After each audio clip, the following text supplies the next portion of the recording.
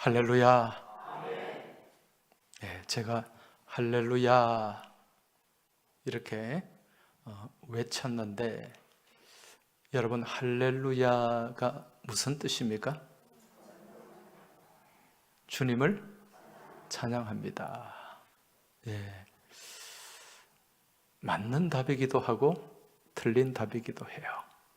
자, 그럼 여러분은 아멘 하셨습니다. 아멘은 무슨 뜻일까요? 네, 그렇게 될 줄 믿습니다. 할렐루야, 이 할렐루, 할랄, 이 찬양이라는 의미입니다. 야는 야훼, 여호와. 그러니까 누구를 찬양하는 거죠? 예, 여호와를 찬양합니다. 예, 여호와를 찬양합니다. 아멘. 아멘은 그렇게 될 줄 믿습니다. 그리고 이 할렐루야는 또 서로에게 이 권면하는, 청유하는 그런 의미가 담겨 있어요. 무슨 얘기냐? 하나님을 찬양합시다, 이런 의미가 있다는 거예요. 하나님을 찬양합니다라는 의미와 또 우리 모두에게 하나님을 찬양합시다, 그러면 아멘 하죠. 예, 그렇게 될 줄 믿습니다. 이게 동의예요. 그 동의를 담아서 아멘은 그렇게 합시다, 이런 의미도 여기에 담겨 있습니다. 이 할렐루야, 아멘, 예, 요즘 보니까 경상도 사투리로 개그를 하는 사람들이 많더라고요. 예, 경상도 사투리로 할렐루야를 우리말로 하면 어떻게 할 수 있을까요? 하나님을 찬양하입시대. 네. 그러면은 아멘을 경상도 말로 그라입시대. 한번 사투리로 한번 해봅시다. 우리는 다 네이티브잖아요. 하나님을 찬양하입시대. 사투리를 못하는 사람이 있네. 그라입시대. 네, 다시 한번 하나님을 찬양하입시대. 뭐가 이거 안 맞아요. 자, 오늘 우리가 함께 나누고 살펴볼 주제가 신앙의 기초, 이제 13번째죠. 13번째, 이렇게 찬양하라, 찬양입니다. 여러분, 성경을 우리가 살펴보면 이 찬양이라는 말, 찬양이라는 단어가 굉장히 많이 등장합니다. 그런데 이러한 찬양이 가장 많이 나오는 성경의 책이 어디일까요? 시편이죠. 여러분, 시편은 모두 몇 편입니까? 150편입니다. 150편 중에 이 시편을 가장 많이 기록한 사람이 누구죠? 다윗입니다. 여러분, 이 다윗은 시편을 많이 기록했을 뿐만 아니라 그 기록한 시편 가운데 또 많은 시편이 어떤 시편이다? 찬양 시편이다. 그래서 이 다윗을 찬양의 사람이다, 그렇게 얘기를 하는 거죠. 시편 150편 가운데 절반이 다윗이 기록을 했어요. 절반을 다윗이 기록했고 또 그 절반이 무엇인가? 찬양입니다. 찬양 시편이에요. 여러분, 이 찬양이라는 말의 뜻이 뭡니까? 찬양한다. 국어 사전에서 보니까 아름답고 훌륭함을 크게 기리고 드러내어 칭찬함, 이렇게 해석이 되어 있습니다. 아름답고 훌륭한 일들을 크게 드러내고 기리고 칭찬하는 것, 이게 찬양이라는 거예요. 이러한 찬양을 영어로는 프레이즈라고 합니다. 이 프레이즈 또한 칭찬한다, 자랑한다, 그런 의미가 여기에 담겨 있습니다. 그래서 어떤 사람을 두고 극도로 칭찬하거나 자랑을 하게 되면 그 사람을 향한 무엇이 된다? 찬양이 된다. 예전에 2010년이죠. 밴쿠버 올림픽에서 우리 김연아 선수가 정말 멋진 연기를 펼치면서 여자 피겨 스케이팅에서 금메달을 땄어요. 그때 그 받은 점수가 세계 신기록이었습니다. 228.56. 엄청난 점수를 받았어요. 2등이 일본의 아사다 마오라는 선수인데 무려 점수가 10% 정도 차이가 났습니다. 한 23점 정도가 차이가 날 현격한 격차를 벌리면서 우승을 했단 말입니다.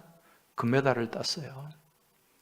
그때 저도 기억이 납니다. 이 김연아 선수가 이 빙판 위에서 연기를 펼치는데 정말 이 사람이 아니라 아름다운 그런 어떤 한 마리의 백조가 나르는 것처럼 그런 아름다운 연기였습니다.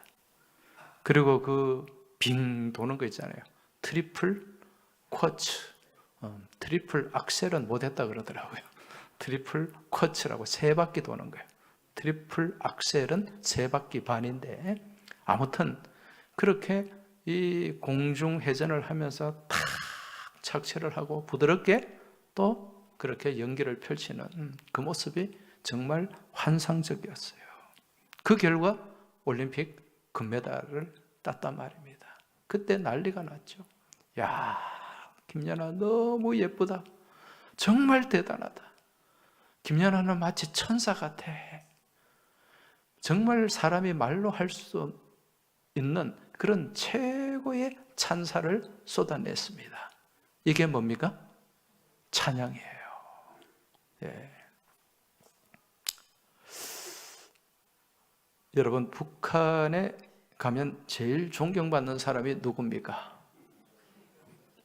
김정은이죠.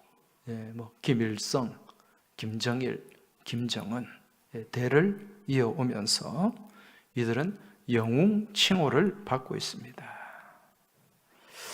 이 김일성 3부자를 얼마나 정말 찬양하는지 몰라요. 높이는지 모릅니다. 백전백승의 강철의 영장이며 인류의 태양이신 경애하는 김정은 동지여. 항상 뉴스할 때 이렇게 한단 말입니다. 예. 여기에는 온갖 찬사가 다 담겨 있어요. 이게 뭐라고요? 찬양이다. 그런데 이 찬양을 계속 김일성 3부자가 받아요. 그죠? 예. 성경에는 이 찬양을 누구만 받을 수 있다고 말씀하죠? 하나님만, 오직 하나님만. 이 북한에서는 이러한 찬양을 매일같이 김일성 3부자를 향해 쏟아내니까 이들이 뭐가 되는 겁니까? 종교가 되는 거예요. 그러니까 북한은 김일성교를 믿고 있는 겁니다. 여러분, 이 성경에 찬양이 많이 나온다 그랬죠? 자, 그럼 이 구약에 찬양이라는 단어가 많이 나오는데 구약은 히브리어로 기록이 되어 있습니다. 이 히브리어로 찬양이 뭐라 그랬죠? 할랄이라 그랬습니다.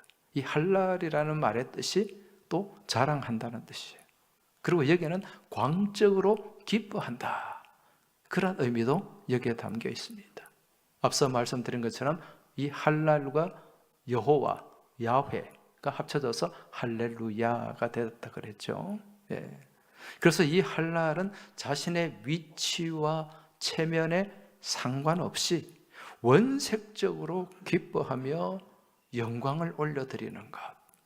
이게 구약에서 말씀하는 찬양입니다. 자, 이러한 찬양을 가장 많이 했던 사람이 누구라고요? 다윗이다. 예. 이 다윗이 시편의 절반을 기록했고 그 또 절반은 하나님을 찬양하는 시편이었다. 이 다윗이 속한 지파가 어디입니까? 다윗은 어디 지파 사람이에요? 유다 지파 사람이죠. 여러분, 이 유다, 다윗의 조상 유다의 이름의 뜻이 뭘까요? 유다의 이름의 뜻이 히브리어로 예후다, 찬양이라는 뜻이에요. 찬양. 그래서인지는 몰라도 다윗은 어릴 때부터 이 수금을 연주하면서 정말 하나님을 찬양하는 일을 기뻐했고 또 그 일을 정말 잘했습니다. 그 찬양을, 수금을 연주하면서 이 찬양을 하는데, 그렇게 찬양할 때 귀신이 쫓겨가는 그러한 역사도 일어났습니다. 사무엘상 16장 말씀을 보면 하나님께서 처음에 이 사울을 왕으로 세우셨잖아요. 왕으로 세우셨는데 이 사울이 하나님의 말씀에 불순종하게 됩니다. 불순종하면서 그 사울 가운데 함께 했던 누가 떠나가게 됩니까? 하나님의 영이 떠나가게 돼요. 여러분, 하나님의 영이 떠나가면 그 자리는 누가 차지하죠? 악령이 차지하게 됩니다. 그래서 성경에 보면은 이 사울이 하나님의 영이 떠나가고 그 악신이, 악령이 사울을 지배함에 따라서 사울이 심리적으로 굉장히 불안하고 혼란스럽고, 요즘으로 치면 무슨 공황장애 같은 그런 어려움을 겪고 있었습니다. 그래서 사울의 곁에 있는 신하가 이런 추천을 해요. 이 베들레헴에 수금을 잘 연주하는 소년이 있는데 이 사람을 한번 불러서 수금을 한번 연주 이렇게 하면은 이 답답한 마음이 사라질지도 모르겠습니다. 그렇게 추천을 했을 때 사울이 워낙 힘드니까 그 신하의 제안을 받아들이게 됩니다. 그래서 다윗이 그 사울 앞에 와서 수금을 연주했을 때 그 사울을 지배하고 있던 악령이 떠나가는 것을 볼 수가 있어요. 사무엘상 16장 23절을 보시기 바랍니다. 하나님께서 부리시는 악령이 사울에게 이를 때에 다윗이 수금을 들고 와서 손으로 탄즉 사울이 상쾌하여 낫고 악령이 그에게서 떠나니라. 할렐루야. 네. 이 수금을 연주했을 때 악령이 떠나갔어요. 여러분, 요즘 음악 치료, 미술 치료 이런 거 많이 하죠. 이걸 보면은 다윗이 최초의 음악 치료사입니다. 음악 치료를 한 거예요. 여러분, 다윗은 어떤 사람인가? 다윗은 우리가 잘 아는 것처럼 베들레헴, 정말 시골 촌발이 충만한 곳에서 자란 사람입니다. 그 아버지의 직업이 목동이고 자신도 목동이었어요. 아버지의 직업이 목축업이고 자신은 양을 치는 목동이었죠. 이 당시에 이 목축업은 그렇게 사회적 지위가 레벨이 높은 사람들은 아니었습니다. 이러한 가정에서, 이런 시골에서 형제들이 8명이나 돼요. 그 8명의 형제 중에 제일 막둥이였어요. 8번째. 여러분, 예나 지금이나 이 장남보다는 막내가 그 집안의 존재감이 적은 것은 사실이죠. 요즘은 자녀가 한둘이니까 그런 격차가 거의 없는데, 옛날에는 제가 자란 시골에서만 해도 이 위에와 밑에의 차이는 엄청났습니다. 제 친구도 형제가 한 5명 중에 막내였어요. 이 친구는 부모님이 신경을 안 써요. 밥을 먹었는지 학교를 갔는지 보니까 제가 볼 때는 버린 자식이었어요. 저희 옆집이 자녀가 8명이었어요. 이제 낳다가 지치니까 마지막에 7번째 이름이 끝숙이에요. 그래서 끝숙인데 또 낳았는데 이게 또 딸이라. 그러니까 끝순이에요.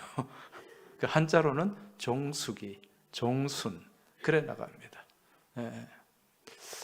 이 아이들은 제가 보니까 거의 집안에서 존재감이 없어. 아무튼 이 다윗이 이 마지막 말쯤이라, 8째, 형들로부터 얼마나 구박을 당했겠어요. 얼마나 무시를 당했겠습니까? 그 집안에서는 아무런 존재감이 없는 그러한 아들이었죠.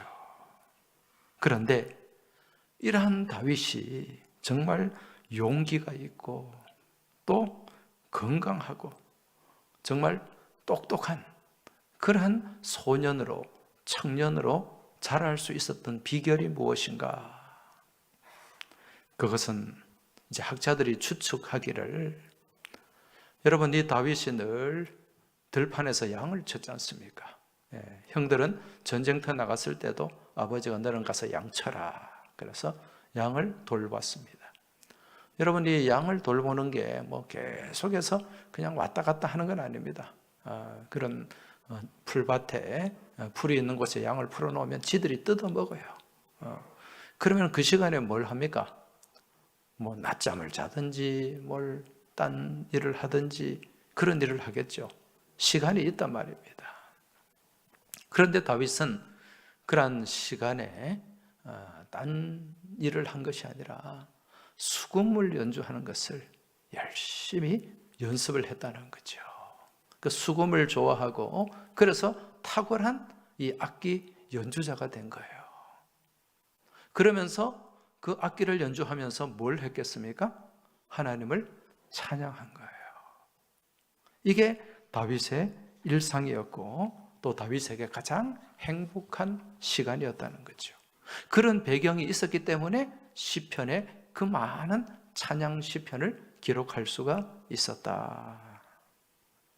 이러한 상황 속에서 기록한 시편이 대표적인 게 시편 23편입니다. 우리는 너무 잘 알잖아요. 여호와는 나의 목자시니 내게 부족함이 없으리로다. 물론 이 노래는 다윗이 작곡한 노래가 아니라 다른 작곡가 나훈영 씨가 작곡한 건데, 아무튼 이런 시편, 여호와는 나의 목자시니 내게 부족함이 없으리로다. 그가 나를 푸른 풀밭에 누이시며 쉴만한 물가로 인도하시는도다. 할렐루야. 이런 시편들을 작곡 기록하고 또 이렇게 하나님을 찬양하는 가운데 하나님이 나와 함께 하시고 또 하나님이 내 편이 되어 주신다는 그런 믿음을 갖게 된 거예요. 그러면서 이러한 믿음 안에서 사나운 짐승들과 맞서게 되고 또 거인 골리앗과도 맞서 싸워서 이기는 그러한 용기와 믿음을 갖게 되었다는 거죠. 누가 함께 한다는 믿음을 가졌어요? 하나님이 나와, 하나님이 내 편이 되어 주신다. 하나님이 내 편이 되어 주시면 두려워할 게 없다. 그런 고백을 쏟아낸 거예요. 시편 118편 6절 7절을 보십시오. 여호와는 내 편이시라. 내가 두려워하지 아니하리니 사람이 내게 어찌할까? 여호와께서 내 편이 되사 나를 돕는 자들 중에 계시니 할렐루야. 나는 승리하리로다. 이 믿음이에요. 이러한 믿음 안에서 하나님을 찬양했고 그 찬양이 그러한 보잘것없는 그 배경을 가진 그 다윗을 또 이스라엘의 가장 위대한 성군으로 세웠고 이스라엘의 역사를 바꾸는 인물로 사용하셨다는 것입니다. 그런데 이러한 찬양 가운데 내 편이 되어주시는 하나님의 모습, 비단 다윗만 경험한 게 아니에요. 신약 성경에도 보면 누가 등장합니까? 바울과 실라가. 여러분, 바울과 실라가 전도 여행을 했지 않습니까? 그러던 중에 이제 유럽으로 건너가게 됩니다. 유럽으로 건너가서 그 마게도냐 지역의 첫 섬 빌립보로 들어가게 되는데, 그 빌립보라는 곳에서 열심히 전도를 했어요. 전도를 하다가 결국 고발을 당하게 되고 감옥에 갇히게 됩니다. 감옥에 갇힐 때 그냥 갇혔는가? 옷을 벗기고 엄청난 매질을 당했다, 그렇게 말씀하고 있습니다. 그렇게 매질을 당하고요, 피투성이가 되어가지고 그 감옥도 그냥 감옥이 아니라 지하 깊은 감옥이에요. 거기는 막 습기가 눅눅하고 온갖 지네와 벌레들이 그냥 왔다 갔다 하고 전혀 사람이 머물 수 없는 그러한 공간에 갇혀 있었습니다. 그것도 그냥 갇혔습니까? 발에는 착고가 채워져 있었어요. 그러한 암울한 상황, 도저히 어떤 삶의 희망이 없는 그러한 상황, 그 속에서 바울과 실라가 한밤중에 무엇을 했습니까? 하나님을 찬양했다. 기도하고 찬양했다. 그것도 그냥 조용히 그렇게 했을까요? 아니에요. 빌립보 그 감옥의 그 상황, 사도행전 말씀을 보면 감옥의 죄수들이 다 들을 수 있도록 그렇게 큰 소리로 기도하고 찬양을 했다고 말씀하고 있습니다. 이렇게 찬양했더니 어떤 일이 일어났습니까? 갑자기 큰 지진이 일어났다. 옥터가 움직이고 옥터가 막 흔들리고 지진이 나니까 그 잠겨져 있던 감옥의 문이 활짝 열리고 또 메인 것이 묶어놓은 사슬이, 착고가 다 풀리게 되었더라. 할렐루야. 이것이 찬양의 능력인 줄 믿습니다. 우리가 도저히 감당할 수 없는 상황 속에서도 주님을 찬양하고 주님을 높이며 나아갈 때 도저히 움직이지 않을 것 같았던 우리의 인생의 터전이 흔들리고 움직이고, 그러한 흔들림 가운데 우리를 결박하고 있던 그 온갖 강박들이 끊어지고 풀어지는 그러한 놀라운 능력의 역사가 나타나게 될 줄 믿습니다. 여러분, 이게 찬양의 능력이라는 거예요. 여러분, 지금 삶이 답답한 분들이 계십니까? 힘겨운 분들이 계십니까? 있을 거예요. 답답하지 않고 힘겹지 않은 인생이 어디에 있겠습니까? 그러한 답답함과 힘겨움 가운데 정말 남들이 알지 못하는 그런 눈물을 쏟아내는 분도 있을 거예요. 여러분, 그러한 때에 찬양하시기 바랍니다. 하나님을 전심으로 찬양하시기 바랍니다. 그러한 찬양 가운데 우리 인생의 터전이 흔들리게 될 줄 믿습니다. 우리를 묶고 있는 온갖 결박들이, 강박들이 끊어지게 될 줄 믿습니다. 이러한 찬양의 능력을 경험한 바울, 이제 그러한 경험을 담아서 이제 골로새 교인들에게 권면을 하고 있습니다. 16절 말씀 한번 보십시오. 그리스도의 말씀이 너희 속에 풍성히 거하여 모든 지혜로 피차 가르치며 권면하고 시와 찬송과 신령한 노래를 부르며 감사하는 마음으로 하나님을 찬양하고. 할렐루야. 감사하는 마음으로 무엇을 하라고 말씀합니까? 찬양하라. 자, 이 말씀에 앞서서 본문 15절을 보면 3장 15절입니다. 그리스도의 평강이 너희 마음을 주장하게 하라, 그렇게 말씀하고 있습니다. 이 평강이라고 하는 것, 지금 이 평강은 이 헬라 말로 에이레네, 이거는 깨어진 관계의 회복을 얘기하는 거예요. 그러니까 무슨 얘기인가? 하나님과의 관계가 깨어지면 우리 안에 무엇이 찾아온다고요? 불안과 염려와 근심, 걱정이 찾아옵니다. 그러나 하나님과의 관계가 회복이 되면 무엇이 찾아온다? 평강이 찾아온다. 평화가 찾아온다는 거예요. 이처럼 우리의 믿음의 삶 가운데 그리스도의 평강이 채워질 때 우리가 어떤 존재가 되는가? 새 사람이 된다. 그 말씀이에요. 새 사람. 여러분, 새 사람은 어떤 사람입니까? 새 사람을 입었으니, 골로새서 3장 10절에 보면 새 사람을 입었으니 이는 자기를 창조하신 이의 형상을 따라 지식에까지 새롭게 하심을 입은 자다.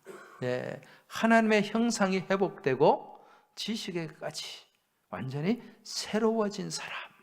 예, 내 구조가 바뀌었다는 거예요. 내 구조가. 이게 뭐다? 새 사람이다. 그 존재 자체가 새로워진 거예요.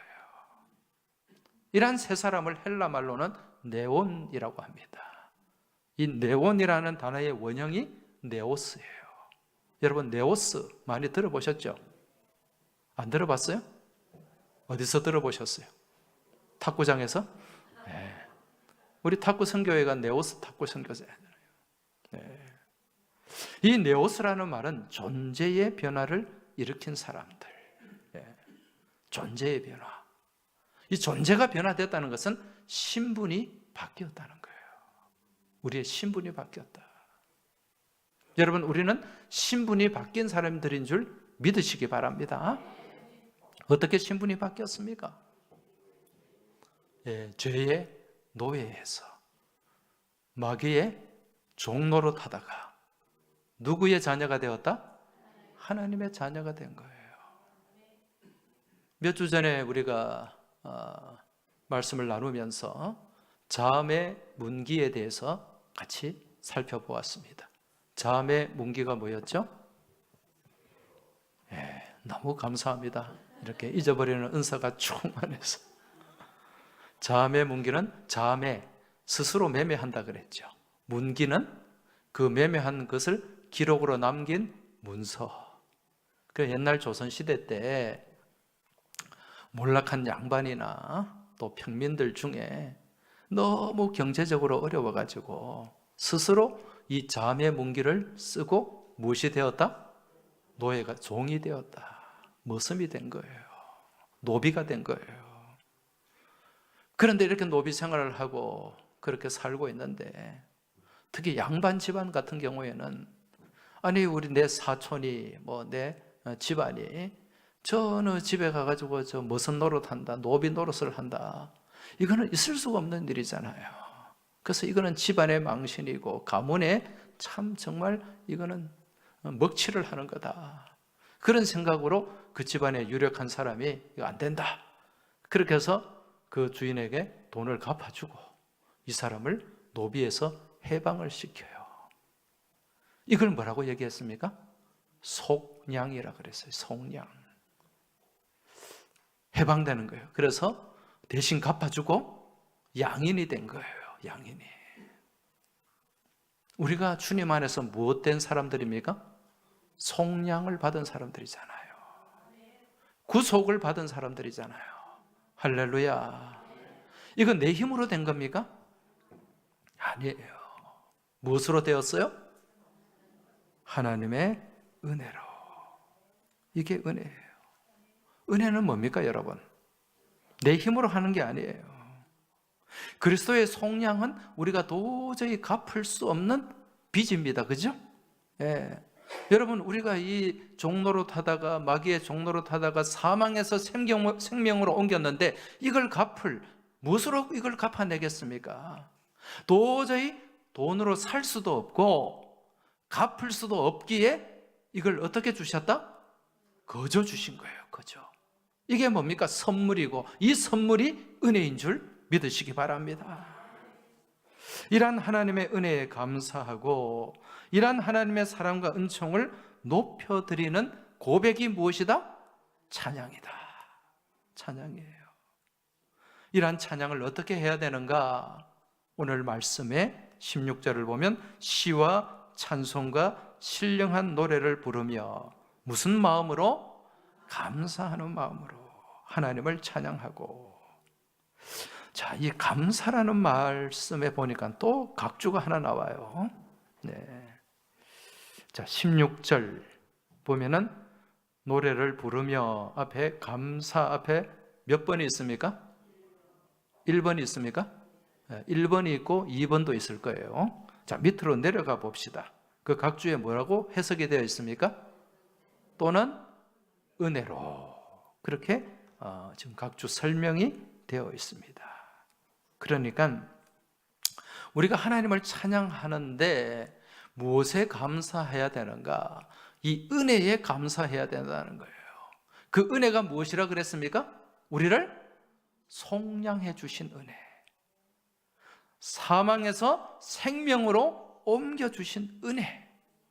여러분, 이 은혜보다 더 큰 은혜가 어디에 있습니까? 이것보다 더 큰 감사의 제목이 어디에 있습니까? 이 은혜에 감사하는 그러한 마음을 가지고 무엇하라? 찬양하라. 그래서 내가 하나님 안에 네오스가 된 거예요. 새 사람이 된 거예요. 새로운 신분을 우리가 가지게 된 새로운 존재, 뉴 빙이 된 거예요. 이러한 새로운 존재로 살아가는 우리들에게 주어진 사명이 있는데 그것이 무엇이더라? 찬양이다. 찬양이에요. 이러한 찬양을 어떻게 해야 되는가? 주님 베풀어 주시는 그 은혜와 은총을 무엇함으로? 감사함으로. 감사함으로. 예. 여러분, 은혜와 은총을 감사하라 그랬어요. 또 어떤 분은 은혜와 은총이 또 많이 헷갈려. 은혜는 뭐고 은총은 무엇입니까?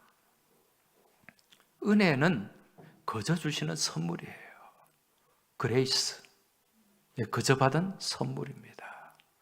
여러분, 우리가 구원을 돈을 주고 살 수 있습니까? 아니죠. 돈으로 살 수 없기 때문에 우리는 구원을 어떻게 받았습니까? 거저 받았어요. 예수를 믿음으로 우리는 구원을 거저 받은 거예요. 이게 은혜인 줄 믿으시기 바랍니다. 이게 그레이스예요. 은총은 뭘까요? 은총은 그 은혜와 더불어 고일 총자를 씁니다. 총애를 받는다. 그런 말 쓰죠, 그죠? 총애를 받는다. 이게 뭐예요? 특별한 사랑을 얘기하는 거예요. 그래서 은혜는 하나님께서 거저 주시는 선물이고, 은총은 그러한 은혜 안에서 베풀어 주시는 특별한 사랑, 극진한 사랑이 무엇이더라? 은총이다. 이러한 은혜와 은총 가운데 살아가는 우리는 새 사람들인 줄 믿습니다. 이러한 새 사람으로 살아가는 우리의 입술에 떠나지 말아야 할 외침과 노래가 있는데 그것이 무엇이다? 찬양이다. 할렐루야. 이제 다음 시간에도 또 한번 살펴볼 텐데요. 이 찬양 가운데 놀라운 능력이 있어요. 네. 다윗의 삶을 보더라도, 바울과 실라를 보더라도 놀라운 능력이 찬양 가운데 담겨 있습니다. 여러분, 이 찬양 가운데 성령의 기름 부음의 역사가 있는 줄 믿으시기 바랍니다. 이것보다 더 놀라운 역사가 있는데, 이 찬양하는 가운데 우리에게 놀라운 은총이 주어져요. 그게 무엇인가? 내 삶이 천국으로 바뀌는 겁니다. 내 영혼이 은총 입어 중한 죄짐 벗고 보니 슬픔 많은 이 세상도 천국으로 화하도다. 할렐루야. 내 영혼이 은총 입어. 하나님 은혜 안에, 하나님 은총 가운데 여러분 그렇게 살아갈 때 정말 답답하고 힘들고 눈물 나고 고통스러운 그러한 삶일지라도 찬양 가운데 여러분 내 삶이 천국으로 바뀌게 되는 줄 믿으시기 바랍니다. 이번 한 주간에 이러한 은총 가운데 이러한 은혜 안에서 천국을 살아가는 복된 은혜가 있길 주님 이름으로 축복합니다. 우리 같이 이러한 은혜를 고백하면서 같이 찬양하고 또 기도하며 나아갑니다.